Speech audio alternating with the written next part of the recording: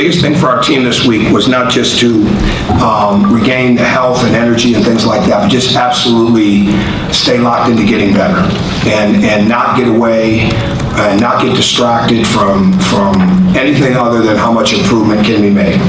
And I thought we did that. It's a long, long season. And I thought our team actually made progress from Saturday to Tuesday. It just didn't show at the beginning of the game, and at certain other times in the game it didn't show. I mean, that's how you have to measure it from time to time as a coach. And it doesn't always mean the result is going to be the way that you want it. But the most important thing was to not get away from what mattered most. And I'm proud of the way a young group of guys, even last year's team, as old as they were, it took time for them to understand that. And it guarantees us nothing the next game, obviously, right? But what it does show them is that when they stay locked in to the improvement, they stay locked into the details, they do the things that need to get done. We basically, in 3 days, have had one full practice where it was everybody, basically doing the same thing. And in the other 2 days were a lot of small group, very small group, 2 or 3 guys doing this, 2 or 3 guys doing that together, lifting, watching film, things of that nature, together on the court, but really, really focused on the isolation of skills, isolation of certain things with decision-making, segments of the game. And I thought the energy showed forth. So we need to continue to get healthier. I'm not going to belabor that point. It's not it's not an excuse, it's a fact. I think we took some steps in that direction this week.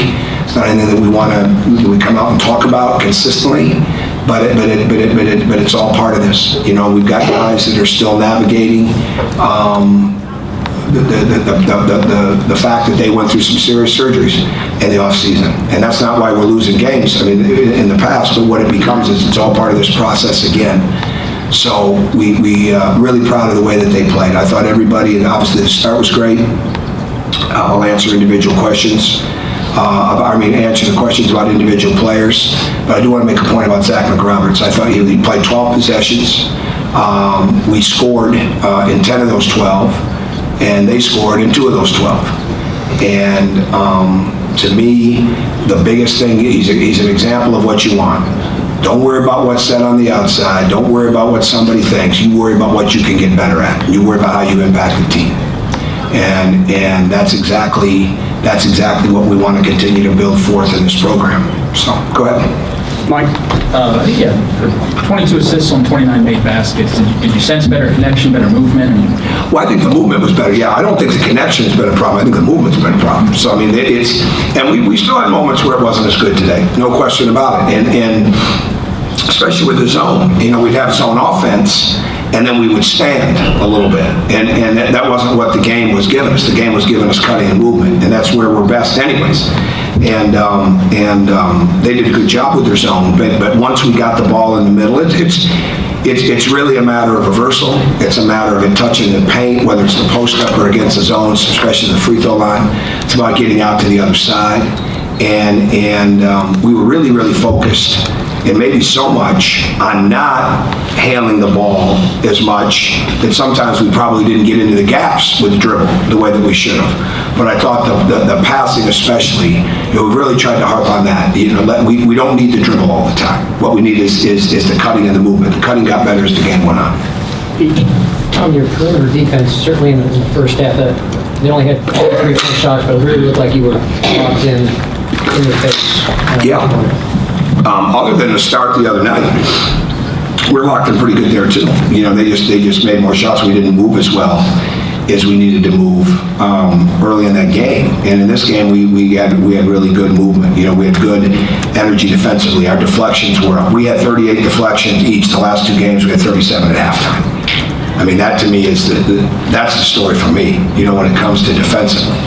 Or it comes to the defensive part. So when you're getting activity like that, we were able to score on the turnovers, and the charges were big. I mean, those are certainly things that we've got to start doing a better job of, And when you're not all out, creating a lot of turnovers off the ball pressure, off the double teams. Well, you got to find them other places. Sometimes it's a block shot, sometimes it's a charge, things of that nature. So I thought they were really good, and I just thought the energy and the movement and the consistency of movement, offensively and defensively, was really good at the beginning, and it carried off into the second half. Terry? Just talk about how you did set the tone. I think the first 6 minutes it was 15-0, and I mean, what was working well then? Well, we were moving the ball. We were aggressive defensively. I don't remember what the deflections were the first time out, but game plan, challenging. They got through the middle one time. I'm sure they had some shots they'd probably like to have back. I thought that team would really battle. He's doing an excellent job with them. I mean, John was doing an excellent job with them. And it's a great example. Nobody goes away in the Big Ten. I mean, nobody's just going to say, okay, it's over. And they're a great example of that. We knew they were going to keep coming. And our main focus was Hill, right? And he got a lot of free throws, especially late. The fact that we drew that charge on him was a real boost for us. When we got that big charge, I don't remember what time of the game was, what the score was. I know it was early, relatively early. That was big for us because we wanted to defend him a certain way. And we did a good job. I wish we'd have done a better job on Jalen. At times, they got a little loose, but we did a better job later in the game after they had that little run. But at the beginning of the game, everything was clicking in the sense the ball was moving, we were connected defensively, we were getting out on the break, and we were figuring it out. Whether it was man or zone, we were figuring it out with our cutting, we were figuring it out with the post up, and we were getting good shots. Zach? I guess, just sort of speaking, you talk about everything clicking, especially at the beginning of the game. Just what changed? Maybe it was a little bit of you guys, maybe it was them, just in terms of them maybe being able to score a little bit more regularly. I think guys were worried about fouling. I think in the beginning of the second half? Yeah. You mean? Yeah, I think we had guys too worried about fouling. We were doing our work early in the game, doing our defensive work early. And then I think, especially at the start, I think Thomas was worried about getting that third foul, right? I mean, this first time we had numerous foul issues at the end of the first half, and then obviously carried into the second a little bit. But that you can't play tentative because you're more likely to foul when you are playing tentative or when you're not doing your work early than you are if you're in position. And we didn't get down into the dig quite as quick either. But I'll watch the film. I mean, I don't think anybody walked in here on the team, or I'm certainly not saying we played some outstanding game. We played a really hard, aggressive 40 minutes against a very good challenger and a team that wasn't going to go away. And a team that's well coached, and a team that's got good veterans and knows how to play. But our guys just continue to stay locked in, and they never lost confidence. And I never saw that head drop, right? And that's so important with a young team. I know you're not in the huddles. It's so important, when a young team, they don't start having self-doubt and talking to themselves when something's not going right. We didn't have any of that. And that's a great step for us. As a coach, I'm very proud of that for them, because you can coach it all you want, but it's got to come from them. And that's the maturity that we've got to continue to build upon. What was it about that starting lineup that made it so effective? I think they stayed on the court for more than 5 minutes. Oh, we watched it. I mean, I don't know. They played hard and aggressive. That lineup was a +7 the other night in the Wisconsin game. It was, we did it matchup wise. I mean, I've said this all along, and I really believe it more so now than I even did when I thought it was going to happen. We're a team of multiple starters. So this is not a team that just said, well, this is the starting five. I never thought this season, once Colin went out, I never thought it would be a team that would be 5 consistent starters. But we're building more into that. Now Duran is starting, that nature. We put a lot of emphasis on Curtis and Devontae really isolating them this week, even without, for a day, even without Rob, James, and Josh in there. So that we can really help them get better with their decision making, put them under some chaotic points, things of that nature. We got to keep building our lineup. You don't recruit guys to be backups. You don't train them as backups. You train them to become starters, even when they're not starting. We're not a team right now that we just look at and say, wow, we know we're getting this right now. Eventually, I hope we get to that point. But last year's got like that. We don't have that. We don't have the experience of that yet. I mean, it's just not there yet. So that one did a nice job. But 4 of those guys were on the court the other night when we had a bad start. I mean, it just is what it is. We had not had Devontae the last few games, and that gave you, a good first half. He did. Is he ready at this point to run some of the offense up top for you? Well, at times. I mean, I think you saw a little bit of both today. I think you saw when it was simple and then when he tried to do a little too much. But he's an aggressive young guy. I mean, I look back at it, he could have played on Tuesday. I wish I would have. But he had just gotten back. But I wish I had put him in that situation a little bit, and I didn't. And I knew the way he's practiced the last couple of days, I wanted to get him in early, and that's not to say Kurt didn't do an excellent job in practice. But Devontae's, he's got that yogi type body, right? And not yogi yet, but I mean, as far as in the sense of, low to the ground, and he's strong, we just need him to keep the game simple. But he can put pressure on the ball. He's got very quick feet because of low center of gravity. He can make passes. He's got good feel. And he'll get better and better. Go ahead. I see you. Go ahead. In terms of Devontae, I noticed both yourself and the assistants giving him a lot of instruction throughout the game. What kind of things were you emphasizing? Well, I would hope you'd notice us giving all of them a lot of instruction. It's not just singled out as one guy. I mean, like the play, there was a moment where you called for a foul and it looked like you were simulating the play after it happened. Oh yeah, and on the court? Yeah. Yeah, he got stuck on the post. It's going through the technique again of a red, of a post front. It's just reminders. I mean, we're not teaching anything new in there. I rarely run a new run a new play.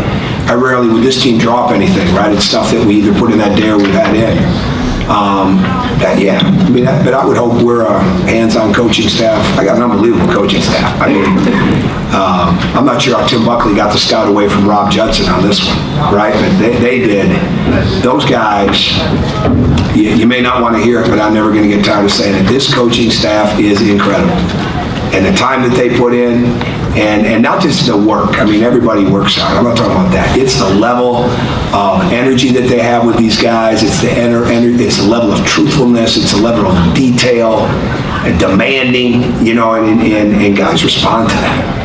And so I got a hands-on staff. I want them all coaching in the game. You're not going to ever see me coach where I got 3 or 4 guys sitting there with their clipboards and nobody's saying a word and telling me how good a job I'm doing. I don't need that, right? What we need is a bunch of guys that are hands-on coaches. You talked about it a little bit. Cutting off Jeff? Man, how about that? What's that? Calling me. Okay, go ahead. Thomas at 16 at draft time. I know you talked a little bit about him defensively, but what really kind of worked for him? What kind of got him switched on after half? And in particular, I think he took 6 shots from the field. I don't even know. I thought he was really fundamental. I would just say that. I don't know on that. I wasn't worried about him at all, and haven't been. I mean, he's getting better and better. Lost in the loss the other night was the job he did on Nigel Hayes. He never had a matchup like that. And I'm not saying it was good enough to win. Obviously, it wasn't because we didn't win. But for him to be in that position, he's gaining confidence, and he's really learning how much the extra work matters. And we've had a very good break in the sense of getting some stuff done. Obviously, wish we had a better record. Over the last few weeks, we don't, but we've gotten better, and we've got to stay on that, especially now as we get into back, being under the 20-hour rule in that. So, to me, Thomas is, it all starts with his defense, just like it does everybody else. There's no accident that James had the points he had because he had the assignments he had defensively. He didn't have a perfect game. He had some mistakes, his guy scored some, but he played with really good intent. And I think those kind of things come back and they make your offense that much better. So Tom is getting more fundamental in around the rim. He's getting more fundamental on the drive. He's getting more fundamental on the 3. He's getting better with his free throw shooting. And all that does is mean that he's got to work that much harder tomorrow to keep that going. Jeff. James comes up with, I think it was 1 shy of his season high with 25 points. I didn't even know that. So you're giving me intel I didn't even know. I didn't even know that. What changed? What did you feel kind of got him going offense? Defense got him going, right? I mean, that's what it is. I mean, it's defense, and we're moving him around in the offense. He's taking the ball out more now, and it's always a game. I mean, you got to get. You want the work and their improvement to be energy. You want to make some changes once in a while, that help them, get some freedom. And He's a big focal point. I mean, I see now after this game where we can really, really make strides offensively. I'm going to talk about it now because we got to make those strides, and we've got to bring it to the games. But of all the games we've played as of late, I know we have a good offense. I saw more areas where we can get better over the next couple of weeks if we really, really stay diligent with that. But everything being said with that, it's all about how we defend.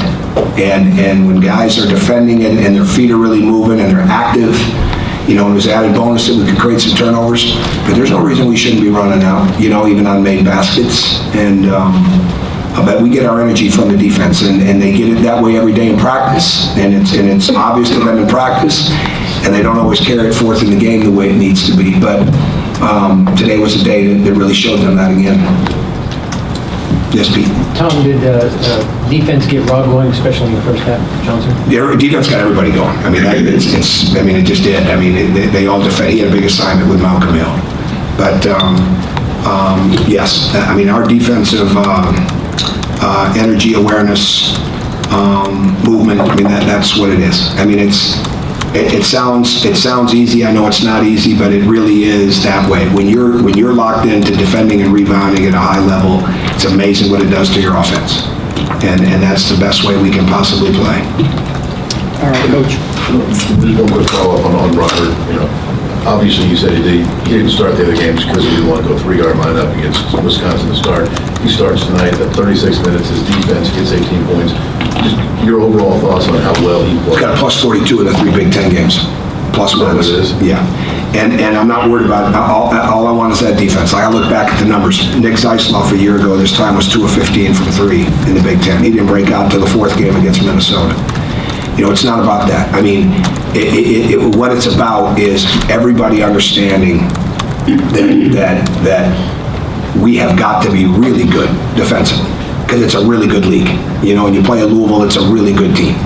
And all those things really make us go. But we were very diligent and conscious this week of where guys needed to improve in certain areas, not only on the court, but where they needed to get the rest and the rehab and things of that nature too. You know, that's why I've said this before in here. I think you don't go back to last year's practice plan and say, well, you know, we did this, we'll do this today. No, you treat the team the way you need to view it every day for where they need to be that day and where you see them going down the road. And I think we were able to get that accomplished this week, and now we move forward for Maryland. So, all right. Okay. Anybody? We're good? All right, thank you.